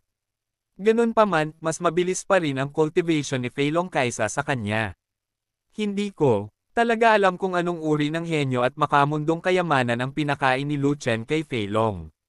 Tungkol naman sa bilis ng cultivation ni Lu Chen. Tamad siyang pag-aralan ito. Noong naglalaro si Lu Chen sa Saint Contest, kalahati lang ang hakbang niya sa pagdadalisay ng mga Diyos. Gaano na ba katagal mula noon? Ngayon si Lu Chen ay isang santo na may mga bone tattoo, at siya ay nagtaas ng 7 o 8 pangunahing kaharian ng sabay-sabay. Ito ay isang tunay na super pervert, hindi makatwiran. Ganun pa man, napaka-pervert din ng mga lalaking ito ng super pervert, gumon kaya ang pakiramdam niya. Hoy, kinikilala talaga ako ng #1 martial arts genius sa Eastern Wilderness, I'm so honored to say that. Nakangiting tumingin si Fat Dragon kay Ning Feng, at medyo naging kakaiba ang kanyang mga salita, sok-sok, hindi pa nagtagal ang huling kompetisyon. Nalampasan na ni Brother Lu Chen ang 8 major realms, at kahit ako ay nakalusot na sa 4. Karapat-dapat ka rito. Ang pagsira sa isa ay makakasira sa prestihiyo ng numero 1 henyo sa martial arts sa Eastern Wasteland. Swerte lang kayong dalawa, ang iba ay hindi kasing swerte ninyong dalawa. Kalmado ang mukha ni Ning Feng, galit na galit ang kanyang puso, at siya. Gusto talaga niyang sampelan si Fat Dragon hanggang mamatay. Siyempre, ito ang ideya niya, nakaraniwang kilala bilang fantasy, at talagang hindi niya ito pinangarap na ipatupad. Kung hindi, hindi niya sinampal si Fei Long hanggang sa mamatay, ngunit sinampal siya hanggang mamatay ni Fei Long. Bilang nang matapos ang mga salita, dumating ang isa pang tao, hinahanap din si Lu Chen. Lu Chen, maraming kaguluhan kung saan-saan. Nagyabang ang din, at tumakas ka na naman. Hindi ko alam kung paano ayusin ito para sa 100,000 disipulo. Pagkatapos magsalita ni Shang Guanjin, napansin niya ang pag-iral ni Ning Feng at hindi niya napigil ang sumimangot, bakit ka pumunta dito para makipag-chat sa lalaking ito? Wala siya sa atin. Panipi, syempre nakilala ni Shang Guanjin si Ning Feng, ang numero 1 martial arts, henyo sa Eastern Wasteland, na si Niu Chao noong panahong iyon. Noong nakaraan, gusto pa rin ni Shang Guanjin na talunin si Ning Feng bilang kanyang layunin. Nang maglaon, nang matalo si Ning Feng ni Lu Chen, nawalan siya ng interes. Lumipas ang oras, at ngayon ay nakapasok na siya sa isang half-step true king. Si Ning Feng ay isa lamang santo na may tato na may buto, 2 kaharian sa likod, at isa na itong mundo ng pagkakaiba. Ang kasalukuyang Ning Feng ay wala na sa kanyang mga mata. Half-step true king ka rin ba? At tumingin si Ning Feng kay Shang Guanjin na may mas pangit na ekspresyon, na para bang nakakita siya ng multo. Kilala niya si Shang Guanjin, isang napakalakas na eskrimador, at ang pinakamakapangyarihang subordinate ni Lu Chen. Noong panahong iyon, sa Venerable Contest na ginanap sa Kang Palace, pinugutan ng Shangguan Jinjian ng Venerable Qingtian ang gintong Venerable, na ikinamangha din ng mga manunood, at kinilala bilang isang walang talo na pag-iral ng Venerable. At ang kasalukuyang estado ng Sword Cultivator na ito ay talagang kapareho ng Shield Cultivator, at isa rin siyang half-step True King. Kung sinasabing si Lu Chen ay nagkaroon ng swerte at ang kanyang kaharian ay sumulong ng mabilis, gayon din ang totoo kay Fei Long, maaari itong ituring na isang pagkakataon. Isa pang Shangguan Jin, nagkataon lang ba? May nagkataon bang ganyan? Nandyan na. Si Ning Feng ay isang miyembro ni King Kang, at si Shangguan Jin ay talagang walang pagmamahal sa kanya, kaya't sinabi niya ng basta-basta, kailangan mong magsikap, kung hindi, kapag tayo ang naging tunay na hari, kung hindi mo pa naayos ang Jade Bone, mawawala sa'yo. Ang mukha ng ating Eastern Wilderness. Well, napabuntong hininga si Ning Feng, ang kanyang lalamunan ay tila sinakal ng 100,000 apoy, at wala siyang masabi. Hoy, nahanap mo na ba si Lu Chen? Sa oras na ito, may dumating na muling umatake kay Ning Feng. Napakalakas ng taong dumating na may hawak na 2 higanting martilyo sa isang kamay at pinipisil ang ilong gamit ang isa, para siyang bulaklak. Ako, I4, kahit ang babaeng ito ay kalahating tunay na hari. Sumulyap si Ning Feng kay Ruhua, at ang kanyang mukha ay namula, na para bang nakatawid siya ng 10,000 beses. Sa simula, may 3 taong kagalang-galang na paligsahan na ipinadala ng Tianhuang Academy, at ang makapangyarihang babaeng Hammer Shou na ito ay isa sa kanila. Kaya naman, nang makita niyang si Ruhua ay isa ring half-step True King, nadurog ang kanyang puso. Sa sandaling ito, alam niya na ang mabilis na pag-unlad ni Lu Chen at ng iba pa sa larangan ay tiyak na hindi dahil sa swerte. Kung wala ang isang mahusay na pagkakataon, o mahusay na mga mapagkukunan upang linangin, imposible para sa kaharian na maging napakabilis. Bueno, ang kaharian ng sino mang miyembro ng aking legion ay mas mataas kaysa sa akin. Bumantong hininga si Lu Chen, at pagkatapos ay inaliw si Ning Feng, kaya, kailangan mong magsumikap na linangin ang buto ng Jade bukas, at maging isang half-step True King kinabukasan, kung hindi, hindi mo na masasabi, hello kapag iniwan ka ng mga oras. Lumaban ka sa iyo. Napakabilis ng pag-unlad ng iyong kaharian ng tao, ikaw, ano ang pinakain mo sa kanila. Alam ni Ning Feng na sinadya siyang salakayin ni Lu Chen, at galit na siya, ngunit hindi siya nang ahas, upang atakihin siya, kaya kinailangan niyang kumagat ng bala at magtanong. Hindi. Walang maibibigay sa kanila na makakain, at ang ilan ay mga expired na aphrodisiac. Ngumiti si Lu Chen, at sinabing, nasubukan mo na ba? Sa katunayan, maaari mo ring subukan ito, marahil ay umaban ka ng mabilis dahil dito, at direkta kang maging tunay na hari. Panipi, may gagawin ako, tara na. Galit na galit si Ning Feng kaya napakunot ang noo niya at nagngalit ang mga ngipin. Hindi siya pinatay ni Lu Chen, pero pinarusahan niya ito. Masyadong mabisyo. Galit na galit siya kaya ginawa niya. Hindi na niya gustong makipag-usap kay Lu Chen, dahil sa takot na kapag nagpatuloy siya sa pagsasalita, magagalit siya na masusuka siya ng dugo at mamamatay kaagad. Nang hindi hinintay na magsalita si Lu Chen, nagmamadaling tumalikod si Ning Feng at umalis, sumugod sa mga tao at nawala ng walang bakas. Hoy! Hindi pa ako tapos magsalita, kaya tumakas ako. Si Lu Chen ay may hitsura ng panghihinayang. Galit na galit ang lalaking iyon na malapit na siyang mamatay. Masyadong matindi ang suntok na natanggap niya, nabasag ang kanyang pagpapahalaga sa sarili, naalikabok ang kanyang pusong daw, at tapos na ang kanyang kinabukasan sa martial arts. Umiling si Shangguan at muling sinabi, lumalabas na pumunta ka rito para parusahan, kanya. This move is even worse than killing him. This is what he deserves. Sino ang nagsabi sa kanya na labanan ang nakatatandang kapatid ng paulit-ulit, ito ay isang sakuna sa simula pa lang. Malamig na ngumuso si Fei Long, at hindi sumasang-ayon, ngayon ito ay itinuturing na isang kompletong solusyon, at kung siya ay nadurog ang kanyang puso, mayroong basically no possibility for him to break through in the future. Sa sandaling dumating ang Beast Horde, isang malaking labanan ang magsisimula. Cannon fodder lang ang level niya, pag-usapan natin kung makakaligtas siya sa battlefield. Mahinang sabi ni Shangguan Jin.